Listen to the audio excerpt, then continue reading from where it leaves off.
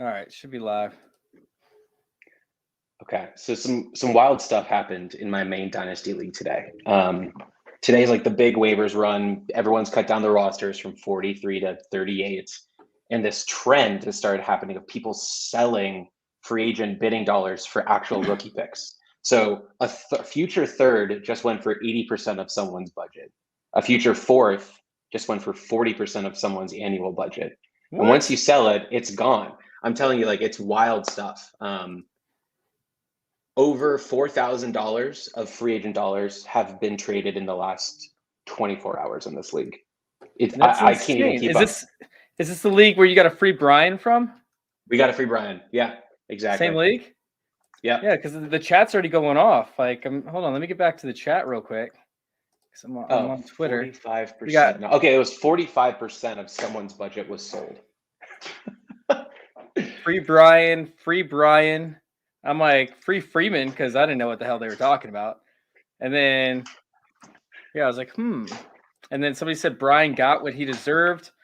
Yeah. I don't know. I don't really know what he did. You said that he was, just being all crazy in the chat. But I like people, going off in the chat, man. That's fun for me. Oh, well, we'll keep Brian around then. Yeah, that's why we keep him around. Tell Brian to come back to the chat and to be obnoxious all over again. I thrive off it. Those questions that we get from fantasy football discussion, all that stuff. That makes it more fun.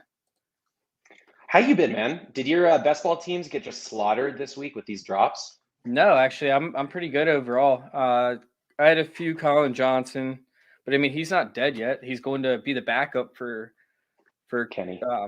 Kenny Galladay. I was going to say Kenny Gainwell. For Kenny Galladay. So, I mean, that wasn't great, but it is what it is. Like that, I'm not really disappointed in that. I mean, I am, but I'm not. Like, we'll talk about it here in a little bit. For best ball, I'm not as disappointed. For my dynasty teams, it sucks. But yeah, we'll talk about that here in a little bit. But yeah, I mean, how'd your waivers go today? I didn't get any of the guys I thought I was going to get. I lost Javion Hawkins. I had to end up dropping him. I thought he was going to be my UDFA darling. I know we're all chasing the next James Robinson. I bought into the Hawkins hype. And then I fully convinced myself he was making the Titans 53 after that week 3 preseason game. But it was week 3. I know. That was my biggest blow. So losing Colin Johnson, losing Hawkins, those are the only two things that I was not expecting. Otherwise, the teams are pretty intact. I do have like one best ball roster that just got absolutely trashed. Who'd you have on there? It's there's a little Galman action in a very, very late round. There was Tyron Johnson. I know who got picked up. We'll talk about him here shortly. There's a lot of those like late round guys. I had a Cornell Powell share in there, which I'm embarrassed to say, but that's out there now. It's out there. It's out there. You just put it out there for the public to tear you apart on. So, all right. I guess we're about ready to start the show. Kick this thing off, huh? You ready? Yeah. What are you drinking? I'm drinking a twist on a marg. It's actually Aperol, honey, lime juice, a little bit of lemon, and then tequila and triple sec. Is this a Chase special? Does this have a name? Nope. It's a variation of a series that I call patio pounders, where they're cocktails that you can set outside on like a hot day and drink, 100 of them. You're gonna end up falling over by the end of it because they're actually really, potent, but strong. Yeah, they're not going to give you a bad hangover, and they're actually really, really refreshing. So I enjoy them, especially for shows that, you got to be lively on. It's not like a sipping bourbon type show. It's a show that we got to get after, man. We got to get after it because the waivers are here, baby. So let's go ahead and kick this off.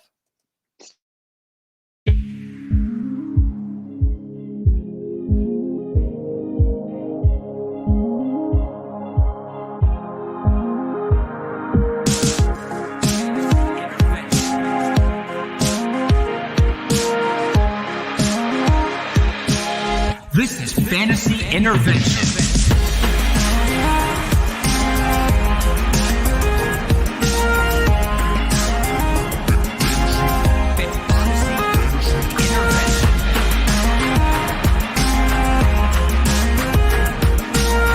Now here to intervene with your fantasy life, Chase Vernon.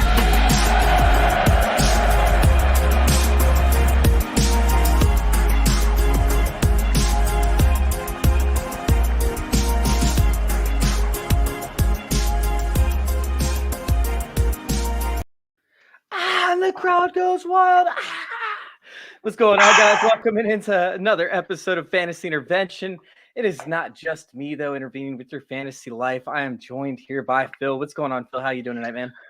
I'm good. Sorry I missed last week. I know you had a great show with Ian. Watched it all. It was a stellar performance. I'm happy to be back. What a flood of NFL news the last 48 hours. I haven't stopped refreshing the feeds everywhere. My phone hasn't stopped going off this entire time. It's just been crazy, like vibration after vibration. I sat there and I'd like turned it off and I'm like, shit, I'm going to miss out on some of the news. I can't turn this off. So I had to turn it back on and just deal with it, man. I just had to deal with it. Like, I started to sit on it. It started feeling a little funny. So, anyways, so we have a bunch of news that came out today, a bunch of, cuts that happened yesterday at 4:00. Then we had waiver wires, take over for today. There wasn't as much waiver wire action as I expected because some of these teams, they cut guys and they held on to a few of them that I wasn't expecting. Like the Seahawks, I think they held on to like 5 running backs. Yeah. I thought that was a little bizarre. There was a couple other situations. There was one team that held on to like 6 or 7 wide receivers. I think it was 7. It might have been, it could have been Jacksonville, but either way, I mean, it was like, okay, they're going to end up dropping one of these guys. They're just waiting for somebody else to hit the waivers. And that never happened. Like these teams never really picked up, these main guys, but there was a few of them that I think can actually make a difference for your league. So we will review those guys. But first, let's go ahead and go through some of the ones that stood out to us. Phil, you wanna go ahead and bring this one in real quick? Yeah. This is kind of fun, right? All off season, we pick our dynasty darlings, we pick our redraft sleepers. We start hyping that third day, let's call it day 3 guy that not a lot of folks know about. It's a double-edged sword in late August in NFL. On one side, team compositions are forming, being distilled down, starters are emerging. We understand depth charts are shaking out. On the other hand, we saw like 800 professionals literally get cut from their teams yesterday, and now we're looking for new homes and direction. And it kind of is a swift kick in the behind that this is a cutthroat business. And as a fantasy and dynasty player, pretty sobering moment and really puts the game into perspective. But it doesn't change the fact that we're in September and the summer's behind us and the actual season kicks off in a few weeks. I wanted to kind of pour one out for 4 names that have been on our radars for a while here that I don't think we're going to be seeing for a while, which are not even talking about the shocking cuts. These are just people that might fade into the ether. CJ Procise, Amir Abdullah, Donta Foreman, Travion Williams. Probably the last times I'm ever going to utter those words and those names. Wait, say them one more time. Yeah, so we got Amir Abdullah, Minnesota dropped him. Him, I should say. Donta Foreman, who I believe I spent a 2nd-round pick on back when he was drafted by the Texans. CJ Procise, who was going to be the 3rd down back that turned into glass. And Travion Williams, who I loved coming out of college. But Chase, there were a lot of shocking cuts, even a 4th rounder from the NFL draft. It's sad. It was really sad. It's like pretty much like somebody walking up to you and saying, hey, you're not good enough to be part of the team. You're fired. Get the hell out of here. Pack up your shit. Obviously, they hopefully do it a little bit nicer than that, but it's definitely a blow, man. And when you sit there and you get some of these players backs, like like you have, or like I have, it's kind of disappointing to see these players kind of, I guess, their careers essentially come to an end because they're almost never going to get another shot in the NFL if you were drafted 5th, 6th, 7th round and you didn't show anything of your first couple years. It's a bummer. It's definitely disappointing. Do you want to go ahead and start out with which players we actually want to discuss? Sure. So I think some of the Cam Newton, what's there to say there? I think maybe we should just talk about a potential landing spot. A lot of PFF writers are talking about Denver and coming in being the best quarterback in Denver.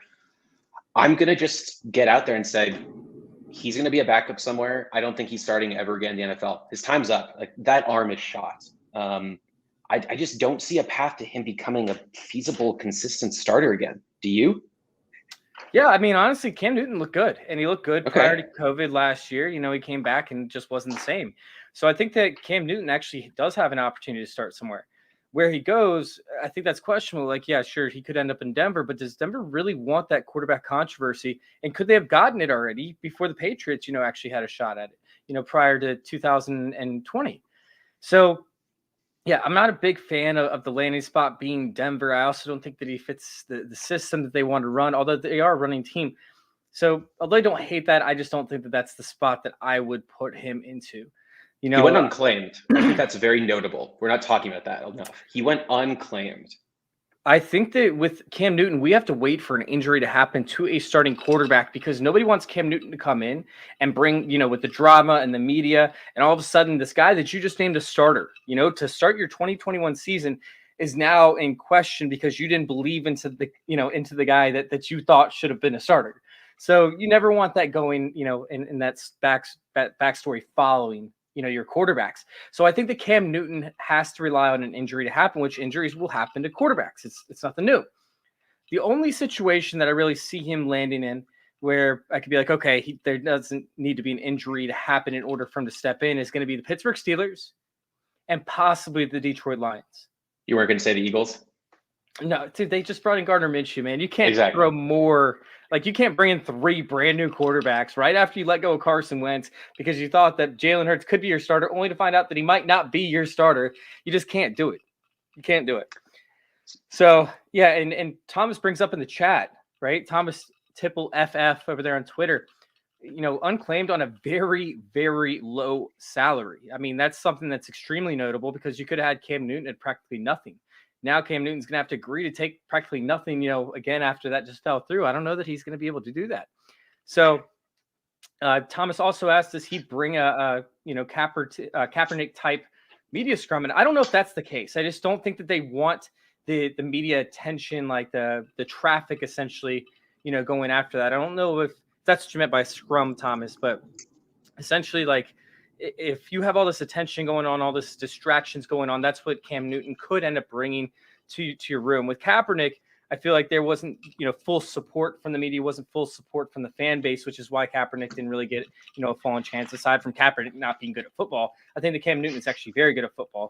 So I don't know if that's going to be the exact same situation.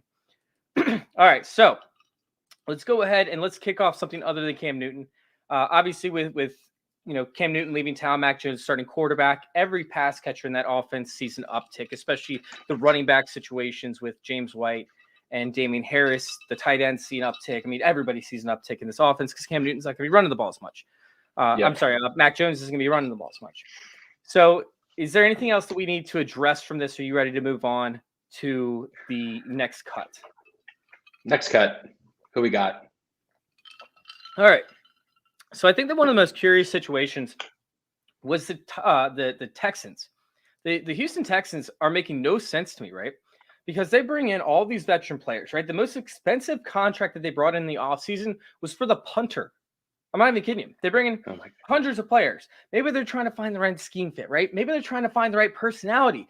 But then they go, and without a wide receiver room, first off, they get rid of Randall Cobb, right? Right. They bring in Anthony Miller, who's been subpar at best. And then all of a sudden they cut Kiki Kuti. Kiki. And then they Coulter. cut Isaiah Coulter and Kyle Warren, right? The tight end, which are all pass catchers who, have been part of the team since before these other guys were brought in. And it's just kind of curious to me because Coulter, yeah, sure. He's 5th round from a small school. I'll give you that. Not that big of a deal, although he's still a young kid. He's only like 22, 23 years old.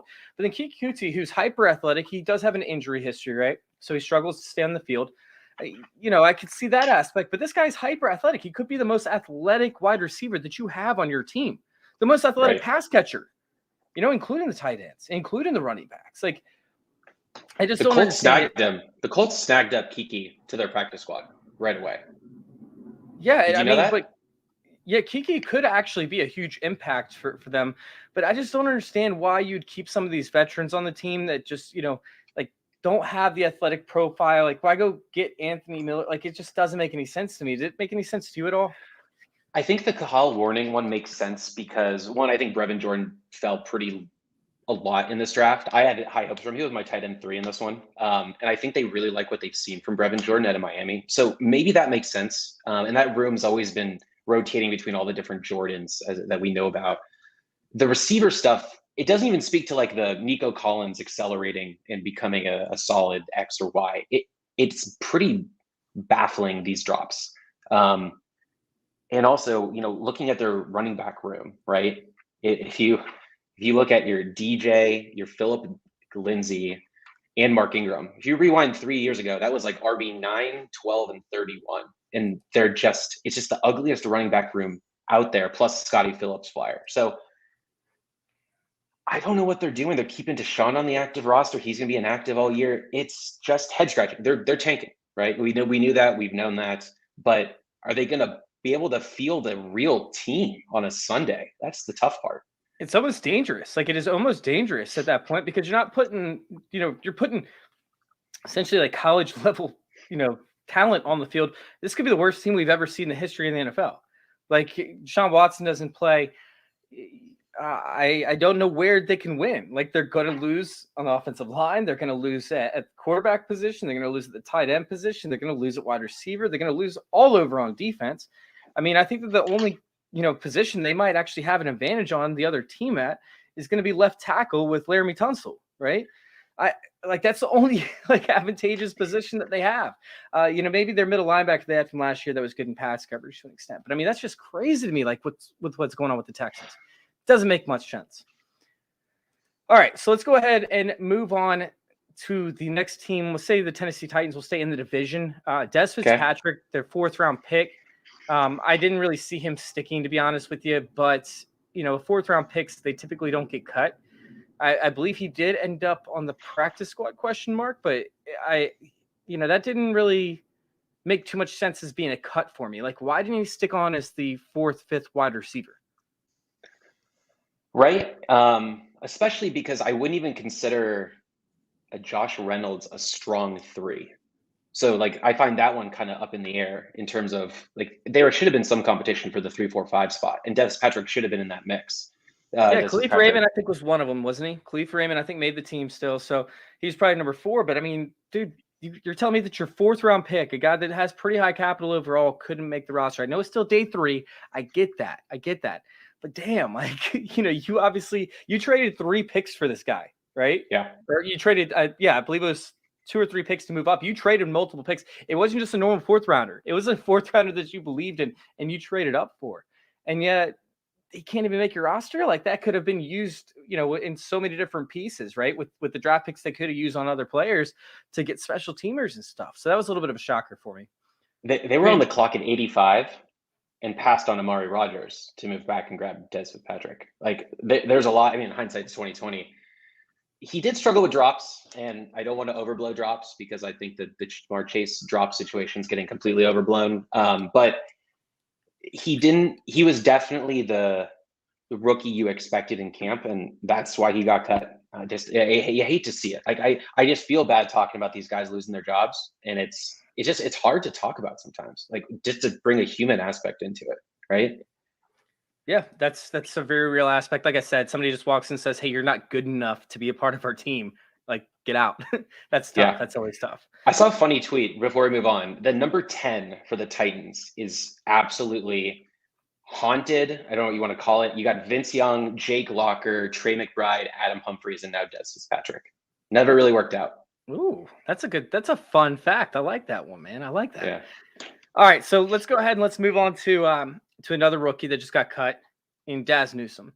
And I like Daz Newsome. I thought he was raw. I didn't think he was going to make the team at first. But then when I look at who they kept, I was like, what in the world is happening? Okay, cool. Marquis Goodwin, he's had some good years. I mean, he hasn't played well since 2017. But, maybe he could end up stepping up into a role where he's stretching the field right there with Darnell Mooney. He gives, Justin Fields a deep target presence. But the other 2 guys, I don't even know who they are now. I had them actually listed and written down, but I don't know where I put it. But they're not good players. They're not good wide receivers. So to sit there and they kept 5, by the way. So to sit there and take the opportunity away from your 6th round rookie, who was doing pretty well in preseason, or, getting closer to being healthy, I should say, throughout preseason, and almost ready to perform. I understand he's raw, but giving your 6th round guy a chance to at least participate, get on the same page as your starting quarterback, and possibly have a long career with him, I thought was a little bit concerning, to say the least, considering who they kept on this roster. Do you have the other guys in front of you? Yeah, I do. So after A-Rob and Mooney, which are obviously locked into their 1-2, they're slotting in Goodwin at the 3, Damiere Byrd, and then Rodney Adams over a Riley Ridley or Daz Newsome, which Riley Ridley also got cut this time around as well. Yeah, Riley Ridley deserved to get cut though. That dude's. If I can say something controversial, if his last name wasn't Ridley, he would not have been an NFL pick. I'll just go on the record and say that. And if he didn't go to Georgia, but I digress. All right. We'll take that. I don't think anything else needs to be said about that. It's just a little bit disappointing that they didn't give Daz Newsome opportunity to develop rapport with their starting quarterback. This one was a little bit just kind of baffling to me was Jacob Hollister. Jacob Hollister was running with the ones throughout the training camp, throughout the beginning of the preseason. They said that he was doing great. They said that Josh Allen loved him, and all of a sudden he gets cut. You know, obviously they have Dawson Knox, but I don't know if Dawson Knox is the guy. I thought that Jacob Hollister could actually be that guy, and he plays really well in the red zone. Do you have any input from Jacob Hollister? Yeah, just I think they wanted to light a fire under Dawson's ass. Yeah, I think that's really what future CFL kick returner. I love that. I think they're gonna try to give the Dawson Knox experiment 1 year and one more year. And yeah, he struggled with drops at times, but it's hard to fade a tight end on a top 5 offense. So I was shocked he got cut. I wanted to see him push for a little more playing time with Knox. Knox is not sexy. He's never going to be getting you your top 10 tight end numbers that you want. He's going to be your bye-week flyer, basically replacement. I think Hollister will land as a 2 on another team easily by week 6. He has the talent to do so. Yeah, that was an odd cut. I couldn't agree more. Got to watch out for Washington at that point. I think Dallas might have a chance to sign him. Both those teams make a lot of sense when it comes to being the second or third option, in their offense, especially if Blake Jarwin doesn't, return completely healthy like they think he's going to. So let's go ahead and let's jump into the most painful one for me. You ready? Are we going to be able to handle this? Because I'm hurting right like now. a box of tissues. I got to watch The Notebook tonight to get over this. Do you want to say it? Do you want to say it? All right, we'll start out. We'll do it this way. Tavon Austin made the roster over Dorsett, over Smith, Devin Smith, that is, over Treadwell, and over Johnson. Colin Johnson, my baby boy, Colin Johnson is no longer part of the Jacksonville Jaguars, and I'm destroyed because the worst part is, right? The worst part about this whole entire thing is he ends up getting picked up, which I thought he would get picked up. I just didn't expect him to get picked up by a team that has already loaded the wide receiver position and has a terrible quarterback in Daniel Jones. This hurts so much. This is it's now Kadarius Toney and Colin Johnson both ending with the Giants, who I'm both big fans of. And oh no, it's so gross. He's buried. He's buried. He will not see the light of day unless there's an injury or those receivers ahead of him just start absolutely sucking. And my dream's over of the Colin Johnson breakout party. It's just not happening in New York. Well, the weirdest part about the whole Colin Johnson situation is the fact that there's no special teams play from Colin Johnson. He doesn't play special teams. He's too big. He's too lanky. He doesn't have the speed or the tackle ability, no leverage. So why would they sit there and pick up Colin Johnson unless they intended to play him? That's the one little sliver of hope that I'm keeping, right? Because there's no they're not going to drop him to the practice squad because they signed him, right? They signed him to the active roster. And you have guys like Sterling Shepard who doesn't really play special teams, right? Darius Slayton, I don't think plays special teams, at least not to my knowledge. Kadarius Toney could play special teams, but are they going to cut him, their first round pick? No, that's not going to happen. At what point? Do they say, hey, Colin Johnson, he's going to be signed on our team to be the 5th wide receiver, but he's not going to get any action, and we're not going to get any special teams work out of him. It just made no sense to me. I'm out of all people for the Giants to go after, Colin Johnson made the least amount of sense.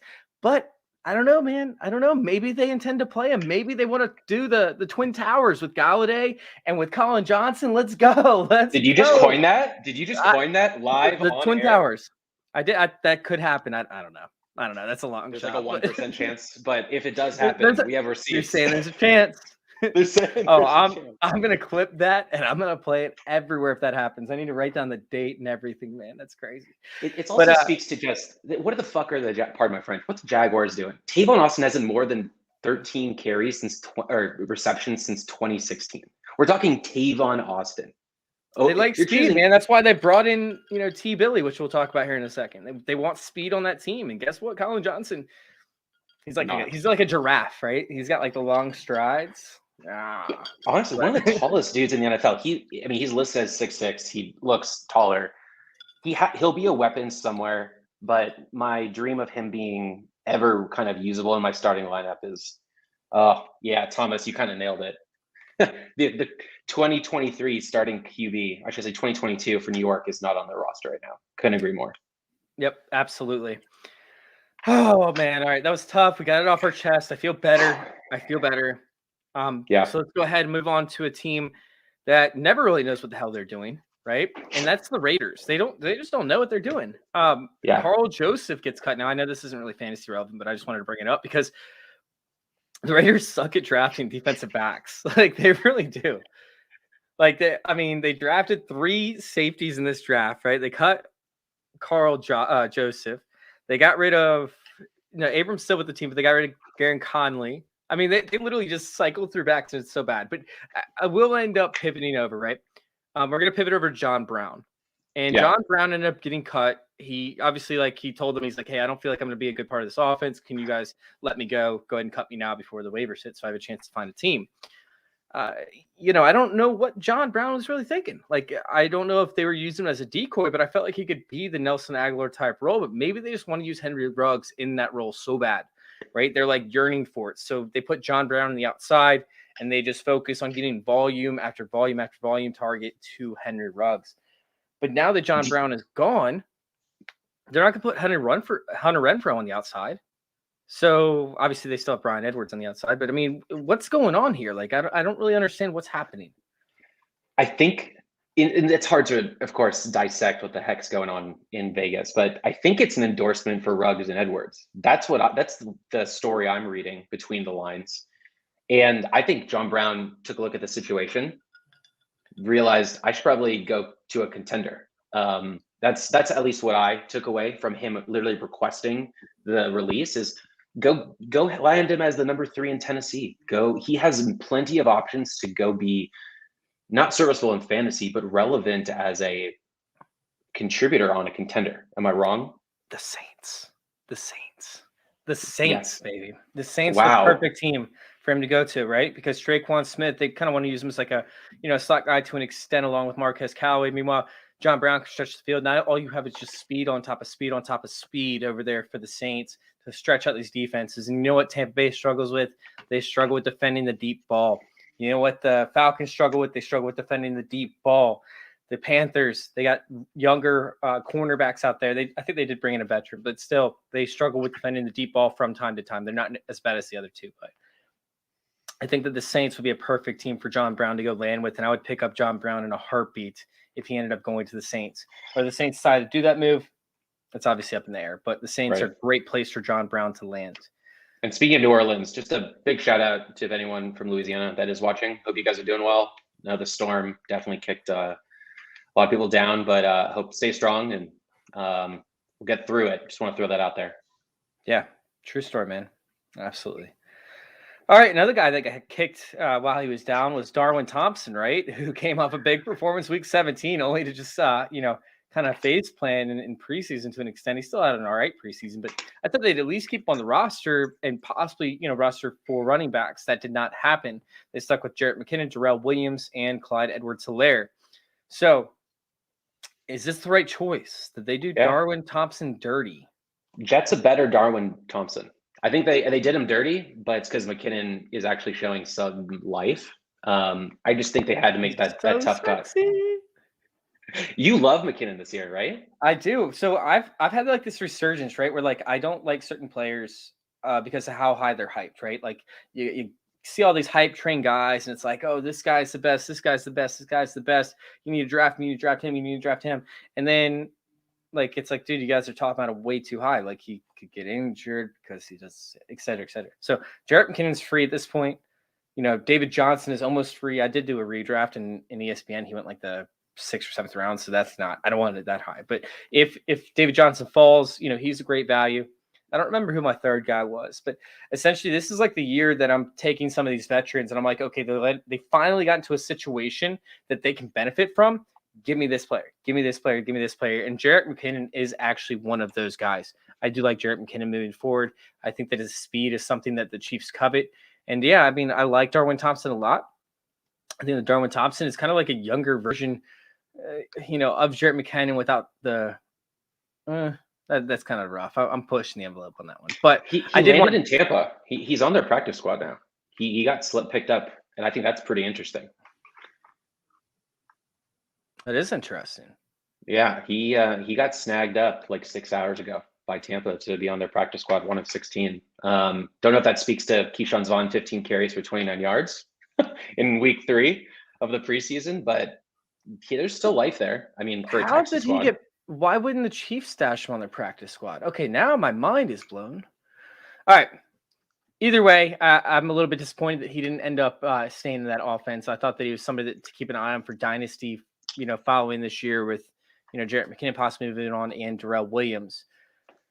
All right, so let's go ahead and let's check out the Rams because Xavier Jones got cut with an injury. Micah Kaiser? The starting middle linebacker. Yeah. They're going to go really young at linebacker this time. And they usually only run one guy that's going to be 100% of the snaps. They usually really switch it up on third downs and nickel, but that's a good testament to Ernest Jones, third-round rookie out of, oh my God, I almost said Mississippi State. Where did he play? South Carolina. So they're going to roll out, Reeder and Kenny Young, and then hopefully Ernest Jones can take over that role. But the Rams didn't have many surprising cuts. That roster's pretty solid. Like there wasn't a lot of shakeup there. No, and I mean they're pretty much front loaded, but the fact that they have these middle linebackers, right, that are able to be young, players, like that means that they don't have to worry about their contract for the next 4 years. So it allows them to keep some of these established veterans in the place they're at while making cuts in places that are a little more expensive. All right, so let's go ahead. Let's skip through some of these so we're not boring the hell out of people while talking about everything. So we got Jared Dokes that got cut. That was somewhat surprising, but not really. Everson Griffin, I thought was probably one of the more surprising cuts, although they saved a good chunk of change. The Jets is pretty much where I get back on the horse with them. Like, damn, like they just cut Kenny Yeboah after a great preseason. This is a player who could have stepped in, but they did it right after they traded Herndon. I thought that was the most shocking part. Yeah, it almost seemed like, okay, is Zach Ertz on its way to New York? And Kenny had a great, it was a Hail Mary, but he had a great week 3. Like he put up over 100 yards, 2 touchdowns, multiple receptions. And he had a good amount of momentum coming out of Ole Miss. So who's left in that tight end room? There's only 2. Now they did bring back, I believe, a couple people like Wesco, I think was practice squad. Griffin. I think Griffin was practice squad as well. But yeah, no, they're rolling with Tyler Croft and one other dude. Can't remember who it is off the top of my head right now. But does Zach Wilson rely on his tight ends? No, but this offense does. Right. This offense does. Zach Wilson really didn't do anything with the tight ends in college, but this offense is predicated on getting the tight end open in the short yard areas of the field or in the middle on comeback routes. So for them to just sit there and bail on a tight end position, I thought was kind of shocking. And this is indicative of them either going towards a bigger tight end who they feel like, they need to make a splash with, possibly like you just brought up with Ertz. I thought that's actually very interesting. I thought that's a very good point. Or just adding a ton of depth that they feel like are better veterans who are better, pass blockers as well, because maybe some of these guys in the offensive line are still struggling to an extent or what they see. So they wanted to bring in better pass blockers. Obviously, let me throw out a name for you. Delaney Walker. He's done, man. Stop. I like Delaney Walker. I know he's 34, and I know that my Niners fandom, I'll always have a love for him. Yeah, you know what? I won't even go down that path. Let's not even do it. All right. Little vet presence never hurt anybody. It could be him. All right, so we'll go on to the next team who cut 3 actual surprising people for me. The Eagles. They cut their leading receiver from last year in Travis Fulgham. They cut Jordan Howard, who had an excellent preseason and played with the first team almost the entire preseason. And then they cut Hightower, who was still able to be managed to be stashed on the practice squad, I believe. But I just thought that was a little bit surprising to sit there and cut 2 of your receivers. I know that they didn't do well with their receivers last year, but they only drafted 1 receiver. Yeah. Like Jalen Reagor is very unreliable. they really don't know what they have. Quez Watkins, yeah, sure, he made a splash in this preseason on one play, but he hasn't really been anything. They got rid of Alshon Jeffrey, right? He's not on the team anymore. So who they have? Devonta Smith and question mark. So to sit there and to let some of these younger prospects go, such as Fulgham, who was very reliable last year, such as Hightower, who is still a prospect. That was a little bit shocking. It's good to see that they made it on the practice squad, but that was a little bit off for me. Then they ended up taking away a guy that you thought was going to be a lock to make the team. Well, I thought was a lock to make the team, and Jordan Howard. I thought that was a shocker. So is that a testament to Kenny Gainwell playing well, or them saying, let's give a little bit more back to Miles Sanders? Because I was shocked that Jordan Howard got let go. Yeah, I mean, honestly, like he was stonewalling defenders. Maybe it was just the rookie contracts they want to deal with, and they just trust Boston Scott in the passing game. So they wanted to try and, I guess, gut the cap a little bit, but it's not like Jordan Howard's making a lot of money. So it's just, I happened to go back in the Twitter time machine, and on October 24th, 2020, I wrote, "Sell Travis Fulgham before it's too late, #Dynasty." You were the first one to comment, and you wrote, "I'll take Travis Fulgham. Third-round rookie picks have a 9.3% hit rate prior to 2020. I'll take the 20% chance he plays with Philly and has an above-average career with a team that's destined to get improved efficiently." So last October, you were in on Fulgham. Yeah, I still am in on Fulgham to an extent. Like I said, I was shocked that he was cut. Like he was their best receiver, and like I said, they're destined to improve, and they kind of did, I guess. That was a little bit disappointing, but yeah, it's disappointing because of like you said, the third round pick capital, right? Like I was willing to take a shot on a guy who was efficient, but at that time he ended up completely taking a spiral down throughout all of December, I believe, and part of November. So you were right on that one. You won that bet. Dare I ask, did Arcega-Whiteside make the roster? I don't even want to Google his name. I'm not gonna Google. If he made the roster with Fulgham, I would be so pissed. I thought he got released last year. Did you ever see that thing where it was Howie Roseman came up to him on the field? He made it, dude. I'm glad you're sitting down. He made the roster. I just found it out. What? Are you okay? You just broke me on a show, bro. Like I wasn't expecting to do this. I was not expecting to throw you this curveball, but God.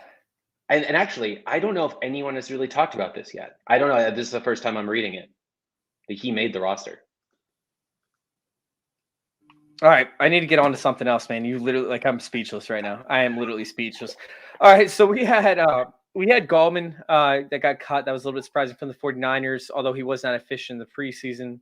A lot of people had him making the roster. And then Washington, Jarrett Patterson made it over Peyton Barber. And then Antonio Gandy-Golden made it to the practice squad, but he got cut. And they kept Cam Sims. So that was somewhat of a shocker as well. Do you see Jarrett as like a Sproles 2.0? I think that Jarrett could be very, very good in this league, but don't forget, what he just performed up against was a bad Bengals team, second and third unit, or third and fourth unit, really.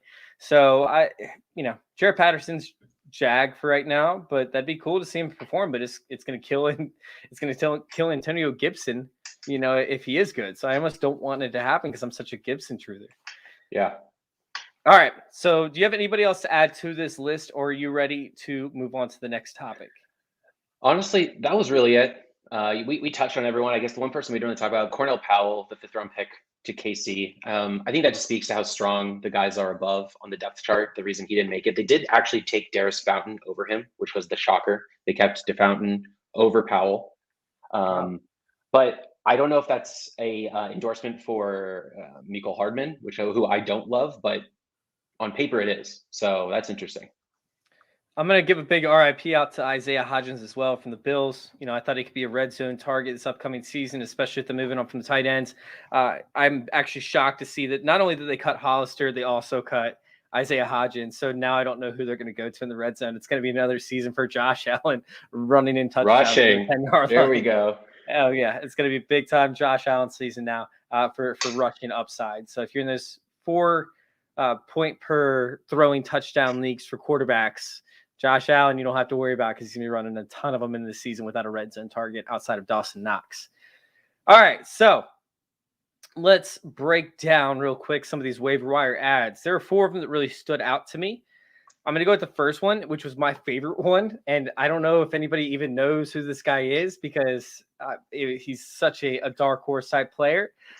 He was kind of funny back in the 2020, was it the Senior Bowl, right? They got to play the Senior Bowl. He was sitting there and he's like, the coaches were like, put him in like running back, wide receiver, everything like that. He's like, Coach, I just want one snap in the Senior Bowl as a quarterback. Just give me one snap as a quarterback. Please, Coach, just let me do it. They ended up giving him one snap when the Senior Bowl rolled around. They ended up giving him one snap at quarterback, and he ended up scrambling out and running for like a 50-yard touchdown. So I didn't know that. That's a good story. Didn't even throw the ball. He actually ran it in for like a 50-yard touchdown, and that's Malcolm Perry, who just got dropped from the Dolphins and actually got picked up by the division rival Patriots. Now, I'm kind of curious if the Patriots did this to get a little bit of insight for the Dolphins, or if he could be their emergency quarterback, because don't forget, Jarrett Stidham is actually on IR. He's on IR with a back issue, and they don't have a backup quarterback because Hoyer's gone. Hoyer's gone, and so is obviously Cam Newton.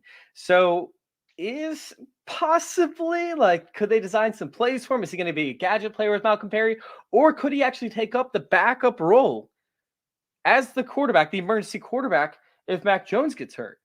And I think it's a very intriguing situation over there for Malcolm Perry, because it could be like Jacoby Brissett, where they just have the designed rollout plays. They have plays to get him outside the pocket and to be able to make plays, and they might not need him, to actually throw the ball. So Malcolm Perry is a guy there that I would definitely want to keep an eye on, and actually stashed him on a couple of different taxi squads earlier today when I saw the news. Malcolm Perry. Do you know how is he used? How is he used at Navy? Because I know they used to run that triple option backfield. They were running the ball at least 45 times a game. Was he one of those three that was just getting 100 yards per game? He was the quarterback. Okay, so yeah, you heard it here first, guys. He's, I could definitely see him taking that backup role. Wow, is that something that folks have been talking about, or is that just something you've kind of read into? Just something I came up with randomly while going through my stuff today. I have no information on that. I don't have any sources. It's just something that I was looking into, because I'm like, who else is going to play quarterback on that team? Yeah. I don't think they have another guy, right? It's not like they had Edelman, who was a college quarterback who could have stepped in, right? Maybe I'm just missing a guy. I guess I should actually be hitting up at Daddy's Home FF to see, if he has any inside information. But I think Malcolm Perry could actually be that guy who's signed to the active roster. And I think he could play both wide receiver. I think he'd be the gadget player. All right, so let's go ahead and let's hop on to another guy, unless you have something else to add. Let's do it. The Jags picked up Tyron Johnson. T-Billy, baby. T-Billy. Right. I love T-Billy, man. As an upside player. I thought that he was going to be the wide receiver 3, along with Jacob, who runs our shows on Tuesdays with us. We both thought that he was going to be the wide receiver 3 for the Chargers this year, and he was going to be that deep target, for Justin Herbert. Obviously, they went with Jalen Guyton instead, and then the Jags swooped in and picked up another speed guy, another deep threat to add to the arsenal of speed they have, because that's all they care about is just speed. Right? I swear to God, this is becoming more and more like the Steve Spurrier days when he came to Washington, right? And Washington just want to spread it out, get as many speed guys as we can. We got to spread it out. We got to get the ball out of the quarterback. It's literally becoming like the same thing, except for he was more focused on getting the ball in their hands, letting them make plays. And I think Urban Meyer is more focused on getting, downfield targets and whatnot. But I mean, it's literally becoming the same thing. I wrote an article on it. You guys can check it out under Trevor Lawrence's stuff at fantasyintervention.com. But yeah, I can't justify them cutting him. It makes the Chargers cut. It makes. Unless Josh Palmer is going to be this plug and play wide receiver 3, which Guyton's ahead of him. It's criminal. He was cut. I'm convinced the Chargers don't know what they're doing at wide receiver outside of Keenan Allen, because they didn't re-sign. Mike Williams. Was it Vincent Jackson back in the day? Mike Williams has been whatever. I just feel like they keep on messing up, man. It's like, yo, get your shit straight. Come on, Chargers. Figure out this wide receiver room and get it right, because I just don't know what the hell they're doing over there. And yet it's under a different regime than what they were in the past. It still feels like they're making the same mistakes. But I think that he can be a star over there. If Tyron Johnson can link up with Trevor Lawrence and get on the same page, Tyron Johnson could be a star for the Jags. Yeah. All right, we're going to skip on Colin Johnson. We already talked too much about him. We're going to go into Kadero Hodge for the Lions. Kadero Hodge was the wide receiver 4 or 5 for the Browns over the past year or two. He was actually supposed to be the wide receiver 3, I believe, and then he ended up getting hurt last year. So that opened up the door for Higgins. That opened up the door for Donovan Peoples-Jones. The Browns obviously did not need Kadarius Hodge at this point in time. So now the Lions are getting a wide receiver who is the best wide receiver behind Odell Beckham and behind Jarvis Landry. Kadarius Hodge could actually be a weapon over there. As the wide, is he gonna? So he's gonna come in as Detroit's 5. Is that where we're expecting him to start? No, because guess what? Like Amon-Ra St. Brown was not good in preseason. No, he wasn't. I mean, Quintez Cephas has shown okay, but he's a 5th-round draft pick. I mean, Kadarius Hodge isn't much better, but like at least Kadarius Hodge showed some potential. Quintez Cephas showed major efficiencies in his rookie year. So maybe Quintez Cephas made the jump, but I mean, outside of Terrell Williams, out there, there's nothing. And he has the height. I mean, 6'2", almost 200. I mean, I do. He's almost 27 years old. Had a great burst score, a great college dominator score as well. But I don't know. Am I investing in Detroit's 3 or 4 or 5? I mean, they're playing from behind. That's the other thing. I just don't think I want to put calories into that position. But I personally already have too many shares of Hawkinson and Swift and Terrell Williams to an extent. I can't invest in another guy, but I just wanted to bring him up because I think it's an intriguing situation. I had Guyton on the list as a waiver wire ad. I threw on there at the last minute just because he's de facto 3 now. And we saw that. Well, who was the de facto 3 last year? He was on the field for 100% of snaps and had like 8 receptions. We talked about it last show. Say it one more time. Who was the wide receiver 3 for the Chargers last year? Who was 100% snaps that had like 8 receptions? Oh, dude, it was 100% Austin Eckler. No, I'm just kidding. It was Jalen Guyton. I think he ran routes on like 93% of the snaps. Yeah. So, is this about? Yeah. What is the wide receiver 3 in LA for the Chargers worth an investment? Because we know Mike Williams sometimes has injury problems. Keenan's very steady Eddie. We know that, but should we be going after Guyton?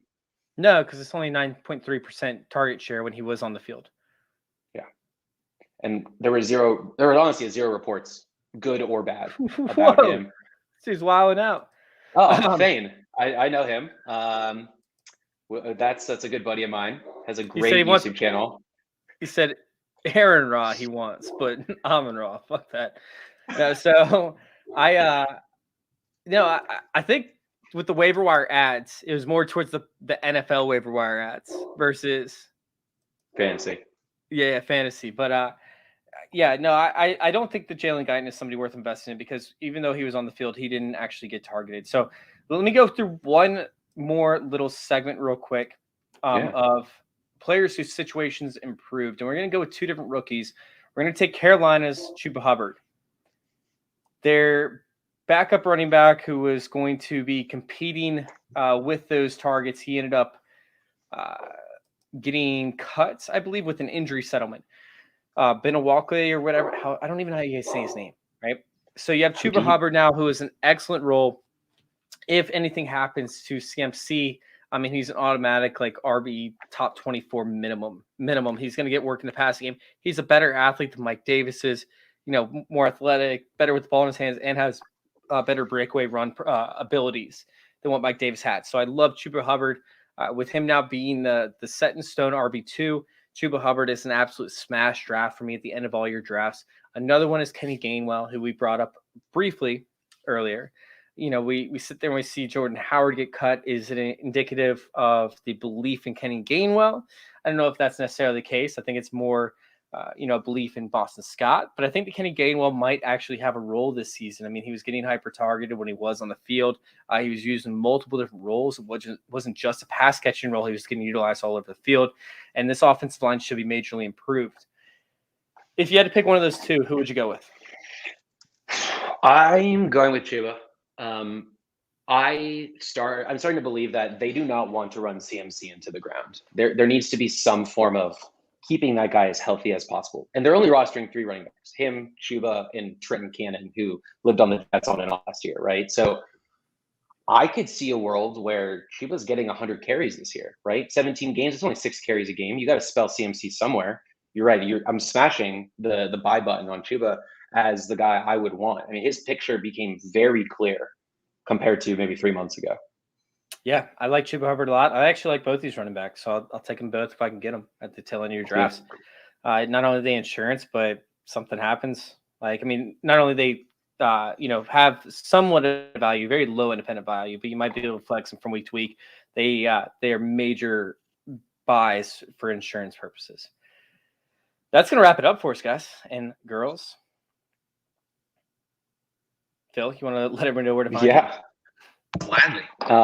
Guys, football's back in 2 weeks. It's already kind of back. So stoked.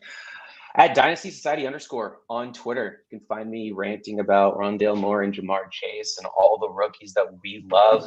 Sad to see Bateman go on IR, but it's for the best for this year, or for the first 3 weeks, I should say. I should not say year. But yeah, at Dynasty Society _ on Twitter. And you guys can go check out all of our content over there at fantasyintervention.com. Once again, that's fantasyintervention.com. If you guys are on the YouTube channel, please hit subscribe and like. It goes a long way for us, even if it's just one person. Go to youtube.com/fantasyintervention. Hit subscribe if you guys want to keep seeing this content come up. If you guys want to listen to us on a future basis, fantasy intervention or youtube.com/fantasyintervention. You guys can go check out all of our work on Twitter at joinourcircle _ Once again, that's joinourcircle _ You guys can go find me on Twitter at ff_intervention. I'm very excited to announce that I do actually have a weekly article coming out for Player Profiler for DFS. So if you guys like making money at DFS, go check out playerprofiler.com. Go search my name. I should have about 3 articles that are in the pipeline right now, ready to come out and stun those minds of yours. One of them actually is a beginner's article. So if you've never played DFS before, but you want to check it out, it's just a cool article to kind of figure things out with.